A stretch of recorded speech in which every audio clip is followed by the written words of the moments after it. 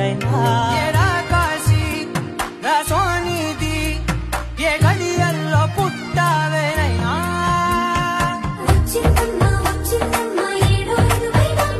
నా ఊహల్లో నా ఊరేగింది నువ్వమ్మా నా బ్రహ్మచర్యం బాకీ చెరిపేసిందమ్మా